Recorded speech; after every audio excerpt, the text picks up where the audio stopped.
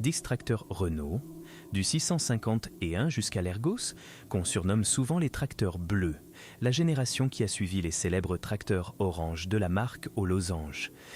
Sauf qu'en creusant dans les fiches de peinture d'origine conservées par les collectionneurs, une question dérangeante surgit très vite. Ces tracteurs étaient-ils vraiment bleus ?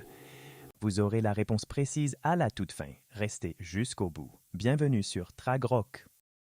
Nous sommes au milieu des années 1970. Renault, déjà généraliste incontesté des puissances moyennes en France, lance une nouvelle génération de tracteurs pour remplacer sa gamme vieillissante, les modèles 51, bientôt remplacés à leur tour par une évolution légère, les 81. Le cœur de gamme de la marque aux losanges, porté par une politique tarifaire agressive avec des reprises de tracteurs d'occasion particulièrement généreuses face à une concurrence internationale de plus en plus féroce sur le marché français, va connaître un immense succès commercial dans toute la France rurale. Le 651, le 751 et le 851 en sont les dignes représentants. Équipés de moteurs allemands MWM, réputés increvables, réputation qui perdure encore aujourd'hui chez les mécaniciens spécialisés en machinisme ancien, d'un inverseur de sens de marche installé de série, ces tracteurs n'ont rien de spectaculaire. Ils sont simples, passent partout, taillés pour l'idéal des fermes moyennes de polyculture et d'élevage qui composent alors l'essentiel du paysage agricole français, loin des grandes exploitations céréalières du bassin parisien qui, elles, réclamaient déjà des machines bien plus puissantes. Leur cabine insonorisée, un vrai confort pour l'époque, cache toutefois un inconvénient bien réel. Elle est si haute qu'elle ne rentre pas dans toutes les étables, contrairement à certains concurrents qui proposaient des modèles plus bas de plafond, un détail qui, dans une France rurale encore largement composée de bâtiments agricoles anciens aux dimensions modestes, pouvait faire toute la différence au moment du choix final chez le concessionnaire. En 1980, le 850 et 1.4S devient le haut de cette gamme moyenne, motorisé par la version turbo-diesel du 4 cylindres MWM 226,4, développant 85 chevaux. Il restera construit jusqu'en 1989, traversant ainsi près d'une décennie et demie, sans jamais changer fondamentalement de recette mécanique. Preuve, s'il en fallait, que la simplicité et la fiabilité comptèrent parfois plus, aux yeux des agriculteurs, que la course perpétuelle à la nouveauté technologique. Et voici où l'histoire devient intéressante pour notre enquête sur la couleur. D'après les fiches de fabrication conservées par l'amicale du tracteur Renault et confirmées par le numéro de série exact de plusieurs exemplaires restaurés, dont un 850 et un sorti d'usine en février 1979, et un 650 et un daté d'avril 1983. Ces 651 et 851 sortaient de l'usine du Mans, peintes en orange uni, une teinte référencée sous le code interne 77318B 6241 avec une poutre et un essieu avant en gris châtaigne. Aucune trace d'un quelconque bleu sur ces machines, ni dans les fiches d'origine, ni chez les restaurateurs qui commandent encore aujourd'hui cette même peinture pour redonner vie à leur tracteur de famille. Dites-moi dans les commentaires, de quelle ville ou de quelle région nous regardez-vous ? J'adore savoir d'où vient notre communauté. En 1981, Renault crève littéralement l'écran au Salon international de la machine agricole, à Paris, cette grande vitrine annuelle où tous les constructeurs venaient dévoiler leurs nouveautés devant un parterre d'agriculteurs, de journalistes spécialisés et de concessionnaires venus de toute la France, avec la présentation de deux nouvelles gammes, la série S et la série TX. Cette dernière fait événement par ses lignes modernes et ses nombreuses qualités techniques, à un moment où la concurrence internationale, notamment allemande et américaine, commençait sérieusement à grignoter des parts de marché sur le territoire français. Renault cloue sur place ses concurrents, me proposant une gamme complète reconnue pour un confort de travail jusque-là inédit dans le tracteur français. Les TX disposent d'une d'une cabine chauffée, ventilée et insonorisée da Sessanquitox Intama Atmorio avec une particularité étonnante. Elle peut basculer vers l'avant pour accéder plus facilement aux organes de de transmission et aux circuits hydrauliques, facilitant grandement l'entretien courant, une trouvaille mécanique qui évitait à l'agriculteur de démonter la moitié du tracteur pour une simple vidange. Le volant et le siège du conducteur sont réglables, ce dernier pouvant même pivoter de 20 degrés pour améliorer le champ de vision lors des manœuvres délicates en bout de champ. Côté transmission, la boîte type B1712 propose 3 gammes, un inverseur et 4 rapports synchronisés, soit 12 vitesses en marche avant et autant en marche arrière, largement suffisant pour la plupart des travaux courants de labour, de fenaison ou de transport. En option, cette boîte peut être remplacée par la B1772 Tractoshift, l'une des toutes premières boîtes PowerShift conçues et installées en série par un constructeur français, portant le total à 24 vitesses avant comme arrière grâce à un doubleur de gamme synchronisé, une innovation qui plaçait Renault, l'espace de quelques années, à l'avant-garde technologique de tout le secteur. C'est ce renouveau des tracteurs aux losanges qui marque aussi l'arrivée d'une nouvelle livrée bicolore bien documentée par les catalogues concessionnaires de l'époque. Jaune 318 pour les capots et les ailes, gris 688 pour la poutre et la cabine, blanc neige pour les jantes. Un tracteur 750 et un S restauré au Mans en mars 1981 dont le numéro de série a pu être vérifié auprès de l'amicale du tracteur Renault, confirme très exactement cette combinaison avec des références de peinture précises jusqu'au numéro de lot fourni par le concessionnaire local. Toujours aucune trace de bleu, mais cette fois un vrai changement radical par rapport à l'orange uni de la génération précédente. En 1982, Renault étend son offre avec les 10312 et 10314 TX, ainsi que les 9512 et 9514 TSK, complétant ainsi la gamme haute par le bas et couvrant désormais une plage de puissance bien plus large qu'à son lancement initial l'année précédente. La même année, la marque lance aussi des TX simplifiés, sous la référence TS, avec une cabine aux formes plus épurées et aux finitions plus sobres, destinée aux exploitants cherchant l'essentiel sans le grand confort. 2 ans après le lancement des TX, en 1983, c'est au tour de la série RS d'être dévoilée, complétant méthodiquement le puzzle commercial que Renault construisait patiemment depuis le début de la décennie. Cette gamme vient compléter l'offre par le bas, avec une dizaine de modèles dont la puissance s'échelonne de 60 à 93 chevaux, couvrant ainsi tout le segment des exploitations de taille modeste à moyenne, qui n'avaient pas forcément besoin du grand confort ni du tarif des TX, mais qui voulaient tout de même bénéficier des avancées techniques du moment sans se ruiner. La gamme se compose des types 6112 RS et 6514 RS, développant 60 chevaux DIN, des 6812 RS et 6814 RS à 68 chevaux, des 7512 RS et 7514 RS à 75 chevaux, des 42512 RS et 42514 RS à 424 chevaux, et enfin des 10312 RS et 10314 RS, plafonnant à 423 chevaux, une échelle complète permettant à chaque type d'exploitation de trouver chaussure à son pied sans avoir à surinvestir dans une puissance superflue.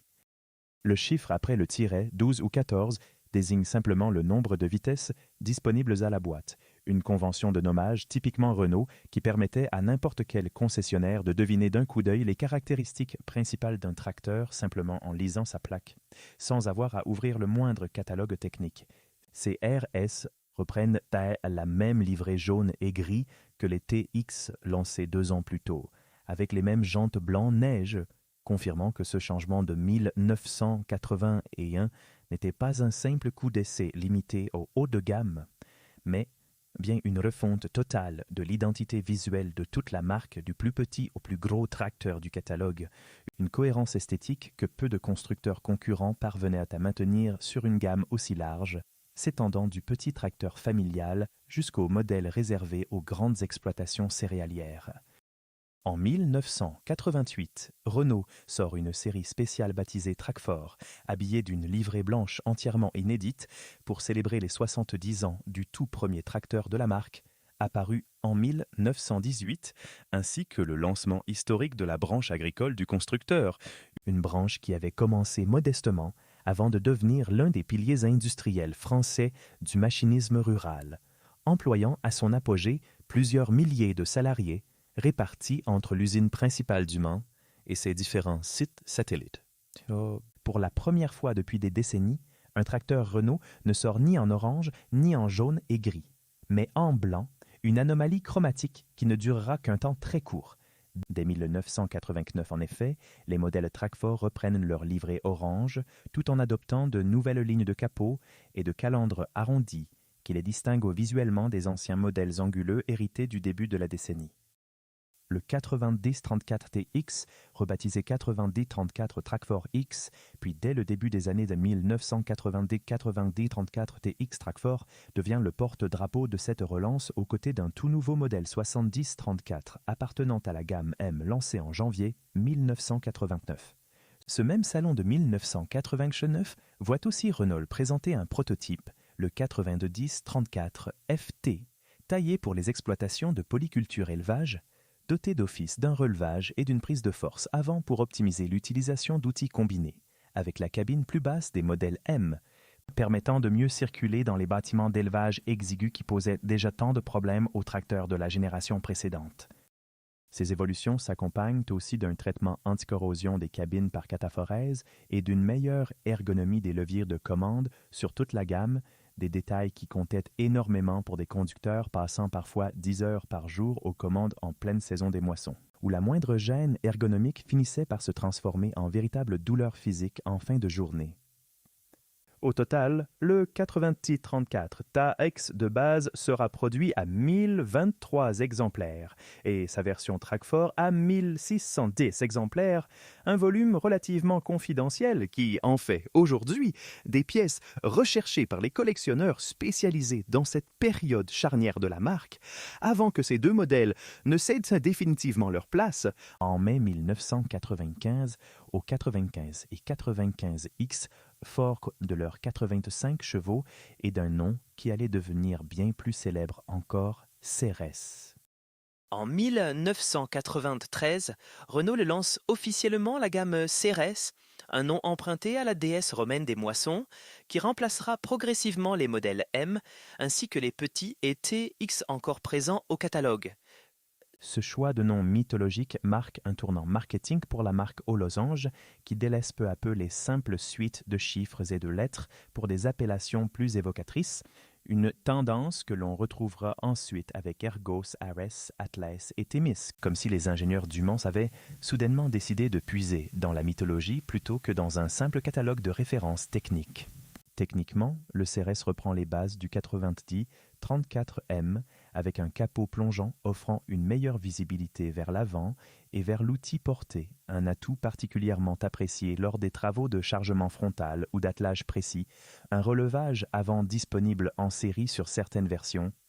et une mécanique concentrant à la fois électronique embarquée et robustesse mécanique éprouvée, héritée de plus de 2 décennies d'expérience accumulée sur les précédentes générations de tracteurs moyens. En mai 1995, les séries 95 et 95X, développant tous deux 85 chevaux, prennent définitivement la place des anciens 90-34 TX et TX Tracfort, clôturant ainsi une page entière de l'histoire du losange agricole.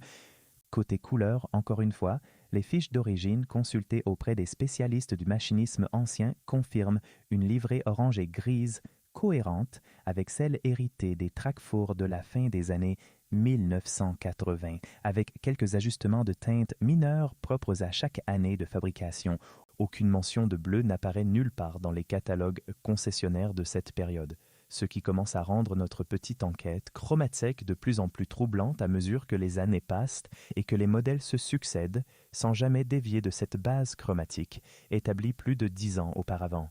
Si cette plongée dans l'histoire du losange agricole vous plaît, abonnez-vous à la chaîne Tragrock et activez la cloche parce que la suite de cette gamme va nous emmener vers des noms de tracteurs de plus en plus étranges, empruntés à la mythologie et à des sonorités inventées de toutes pièces par les équipes marketing du Mans, et vers la réponse définitive à notre mystère de couleur. 3 ans après Cérès, en 1996, Renault dévoile l'Ergos, un nom qui poursuit cette veine mythologique grecque déjà amorcée par la marque et qui deviendra la signature de toute une génération de tracteurs disponibles en 2 puissances, l'Ergos 95, de type R3573 à 2 roues motrices et R3574 à 4 roues motrices et l'Ergos 105 de type R3583 à 4 roues motrices et R3584 à 2 roues motrices. Ces tracteurs embarquent une boîte de vitesse à 5 rapports avec inverseur mécanique, une direction hydrostatique assistée, une prise de force arrière indépendante ainsi qu'un relevage avant, un ensemble d'équipements pensés pour séduire les exploitations de taille moyenne, cherchant polyvalence et confort sans exploser le budget, à une époque où la concurrence japonaise commençait elle aussi à proposer des tracteurs compacts, très bien équipés pour un prix serré, forçant tous les constructeurs européens à revoir leur rapport qualité-prix. Entre 1999 et 2000, une variante HydroShift des Ergo 95 et 105 voit le jour, simplifiant encore la conduite grâce à une transmission hydraulique continue, appréciée notamment par les conducteurs occasionnels ou les employés saisonniers, peu familiers avec les subtilités d'une boîte manuelle classique. Puis, en 2001, une génération renouvelée apparaît, les Ergos 90, 100 et 110, équipés cette fois de moteurs signés Deere Power System, la division moteur de l'américain John Deere. Ce détail technique, presque anodin en apparence, annonce discrètement les bouleversements industriels majeurs qui allaient frapper la marque aux losanges quelques années plus tard, quand ses activités de tracteur changeraient définitivement de propriétaire. Sur le plan chromatique, les Ergos conservent la même base orange et grise héritée des CRS, sans jamais basculer vers une teinte bleutée, malgré ce que leur surnom populaire pourrait laisser croire à quiconque n'a jamais consulté une fiche de peinture d'origine ou discuté avec un ancien technicien du réseau de concession Renault de cette époque. La gamme Ares, lancée entre 1997 et 1998, vient occuper le segment moyen à haut de gamme, avec des puissances grimpant jusqu'à 130 chevaux,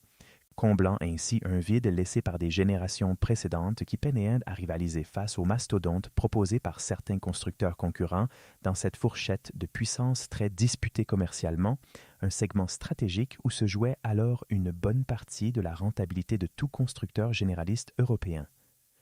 On y trouve les types Ares 540, 550, 610, 620, 630 et 640, équipés selon les versions de moteurs Deere Power System de code 4039 TRT, 4045 TRT, 6059 DRT, 6068 DRT et 6068 TRT. L'Ares innove avec 3 niveaux d'ordinateur de gestion du relevage à affichage numérique. Le TCE10 pour la gestion simple du relevage, le TCE20 qui ajoute une gestion anti-patinage et le TCE30 qui complète l'ensemble avec une gestion dédiée aux charrues semi-portées, une hiérarchie d'options qui permettait à chaque exploitant de payer uniquement pour le niveau de sophistication électronique dont il avait réellement besoin. Le circuit hydraulique à centre ouvert offre un débit généreux de 90 litres par minute. Freins à disque, attelage 3 points en barre à trous, boîte de vitesse quadri-shift et prise de force arrière indépendante complètent une fiche technique pensée pour concurrencer frontalement les meilleurs constructeurs européens et américains de l'époque. La première mouture, dite phase 1A, vieillit cependant plutôt mal, notamment à cause d'une peinture jugée assez fragile par les utilisateurs, qui se plaignaient de voir apparaître des traces de rouille prématurées sur des tracteurs pourtant flambant neufs. Fin 1999 et début 2000. La phase 1B corrige le tir avec les Ares 505, 605, 705 et 805, une gamme étendue jusqu'aux versions 700 et 800 entièrement PowerShift, répondant ainsi directement aux critiques remontées du terrain par le réseau commercial. En 2003, sous administration déjà bien engagée vers son rachat, apparaissent les Ares 816, 826 et 836, motorisés par des blocs John Deere 6068 HRT, preuve que la coopération technique avec le motoriste américain se poursuivait sans interruption, malgré les incertitudes planant déjà sur l'avenir capitalistique de la marque française. 2 ans plus tard, en 2005, forte de 20 000 exemplaires fabriqués en 5 ans, la gamme Ares fait peau neuve une dernière fois, désormais déclinée en 3 séries, 500, 600 et 800, avant que l'histoire du losange sur les tracteurs ne connaisse son épilogue. Renault a longtemps boudé le segment des très fortes puissances, laissant ce marché lucratif aux constructeurs américains et allemands qui dominaient largement les grandes exploitations céréalières européennes, préférant concentrer ses efforts d'ingénierie sur les segments moyens où la marque savait qu'elle pouvait rivaliser sans devoir investir des sommes colossales dans des moteurs surdimensionnés. Mais en 1999, un tout nouveau projet voit enfin le jour. D'abord à l'état de prototype, il ne sera commercialisé que l'année suivante, en 2000, sous le nom d'Atlas. Cette machine emploie un moteur Deutz de 7,2 litres, développant de 205 à 250 chevaux selon les versions, propulsant enfin la marque aux losanges dans la cour des très grosses puissances, un territoire jusque-là entièrement dominé par des constructeurs étrangers. Les types Atlas 915, motorisés par un bloc B F6M 1013 EEC et les Atlas 925 et 935, motorisés par un BF6M 1013 FC, complètent cette gamme dès 2001, offrant à la clientèle un choix de puissance progressif selon la taille de l'exploitation et le type de travaux envisagés. Avec l'Atlas, Renault propose enfin un porte-étendard capable de rivaliser frontalement avec les plus gros tracteurs du marché européen, en misant sur une puissance brute plutôt que sur l'électronique embarquée, qui commençait pourtant à se généraliser chez la concurrence. Mais cette machine restera en quelque sorte le bouquet final du constructeur aux losanges sur le segment agricole.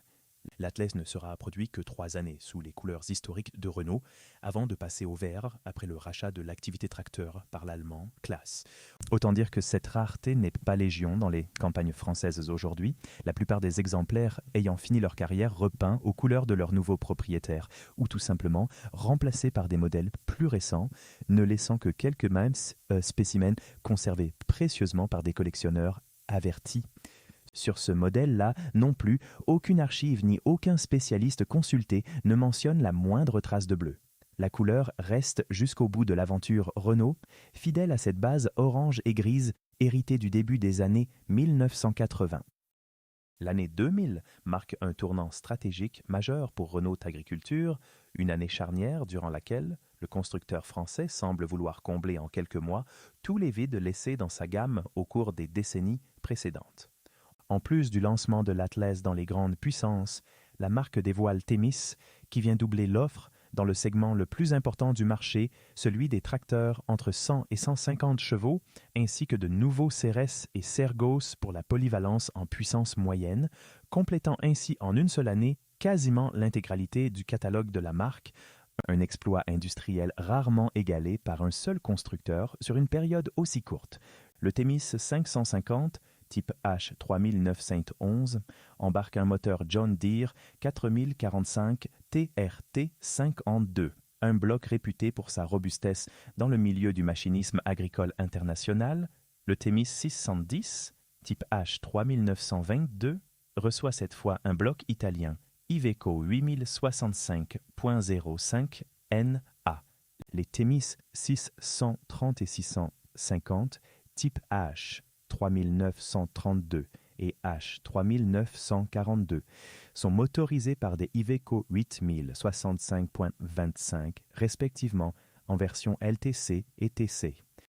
Cette diversité de motoristes, John Deere d'un côté, Iveco de l'autre, au sein d'une même gamme commercialisée sous un seul et même nom, illustre bien la stratégie d'approvisionnement multiple que Renault avait adoptée à cette époque charnière, une prudence industrielle qui permettait de ne jamais dépendre entièrement d'un seul fournisseur de blocs moteurs, quitte à complexifier considérablement la logistique des pièces détachées pour les concessionnaires du réseau. Le Sergos, de son côté, hérite directement de ce que les ingénieurs de la marque appellent la banque d'organes Renault, des éléments mécaniques empruntés à la fois aux Ceres et aux Ergos, assemblés pour offrir un tracteur polyvalent grimpant jusqu'à 100 chevaux, avec une cabine insonorisée et un système de relevage tracto-control affichant une capacité hydraulique de 52 litres, une approche modulaire qui permettait de réduire considérablement les coûts de développement en recyclant intelligemment des composants déjà éprouvés sur d'autres gammes. Cette dernière série, Sergos, sera produite à l'usine du Mans jusqu'en 2003. Au salon de 2001, le stand Renault Agriculture n'aura jamais été aussi grand qu'en présentant Ceres Sergos, Atlas et Themis côte à côte, ainsi que les premiers tracteurs et services issus d'un tout nouveau partenariat commercial signé avec l'Inde. Et pour la toute première fois de son histoire, des véhicules utilitaires de la marque aux losanges exposés directement à côté des tracteurs, brouillant un peu plus les frontières entre les différentes activités du groupe automobile français. En 2003, l'histoire industrielle du losange sur les tracteurs bascule définitivement. Le géant allemand Claas rachète l'intégralité de l'activité tracteur de Renault Agriculture, mettant fin, après d'un siècle de construction sous ce nom, une décision qui surprend une partie du monde agricole français habitué depuis des générations à voir ce losange gravé sur le capot de ses tracteurs, symbole d'un savoir-faire industriel hérité directement de l'automobile. Le 19 juillet de la même période, un accord signé à New Delhi avec International Tractors Limited permettait pourtant à la marque de prendre pied sur le marché indien, l'un des plus importants au monde en volume de tracteurs vendus chaque année, via une société commerciale commune baptisée RSI, fournissant des marchés émergents en tracteurs modernes produits à coût compétitif. À cette époque, l'appareil industriel de Renault Agriculture reposait sur plusieurs sites répartis entre 3 pays différents. L'usine du Mans, la plus importante, assemblait toute la gamme à l'exception des tracteurs vignerons et fruitiers à voie étroite, fabriqués eux à Rovigo, en Italie, chez Agritalia. Les transmissions sortaient de 2 sites distincts, le Jima à Beauvais pour les modèles Ares et Atlas, et Le Mans pour les Temi, Ceres, Sergos et Ergos. L'usine de Hocharpur, dans l'État indien du Pendjab, s'apprêtait quant à elle à produire des Ceres plateformes pour le marché local, une empreinte industrielle véritablement mondiale pour une marque que beaucoup considéraient, à tort, comme purement franco-française. Fin 2005, seuls l'Ergos et le Palès sortaient encore sous la marque Renault, sans doute plus pour très longtemps, comme le pressentaient déjà les observateurs du secteur à l'époque. Pour le tracteur Renault, l'aventure touchait à sa fin, et les usines allaient progressivement basculer vers le vert classe qui caractérise aujourd'hui ces mêmes lignes de production, mettant un terme définitif à près de 90 ans de tracteurs vendus sous le losange, depuis ce tout premier modèle de 1918 jusqu'au dernier Atlas sorti d'usine encore siglé Renault. Et maintenant, la réponse à notre enquête. Après avoir consulté fiches de peinture, catalogue concessionnaire et témoignages de restaurateurs pour chacun des 10 tracteurs de cette liste, du 650 D1 jusqu'à l'Atlas, aucune trace sérieuse d'une livrée bleue n'est jamais apparue, malgré des heures de recherche croisées entre archives d'usines et forums de collectionneurs passionnés. La réalité chromatique de cette génération, c'est l'orange uni jusqu'en 1980, puis le jaune et le gris à partir de 1981, avec un bref intermède blanc en 1988 pour les Tracfort. Le surnom de tracteur bleu, que beaucoup d'entre vous connaissent peut-être et qui a motivé le titre de cette vidéo, semble donc relever davantage du souvenir collectif déformé au fil des décennies que d'une réalité documentée dans les archives d'usines, peut-être née d'une confusion avec le gris légèrement bleuté de certaines cabines ayant vieilli au soleil, ou simplement transmis de bouche à oreille jusqu'à devenir une légende tenace dans le monde des collectionneurs. Dites-moi dans les commentaires si vous connaissiez cette histoire de couleur et lequel de ces 10 tracteurs vous a le plus marqué. Abonnez-vous à Tragroche et activez la cloche pour ne pas rater le prochain épisode sur ces machines qui ont façonné nos campagnes, nos 10 tracteurs, du 651 à l'Atlas, 30 ans d'histoire du losange agricole, un rachat par classe et un mystère de couleur enfin résolu. Ces tracteurs n'ont jamais été bleus, malgré leur surnom. Orange, puis jaune et gris. Voilà la vérité que les archives d'usine racontent vraiment.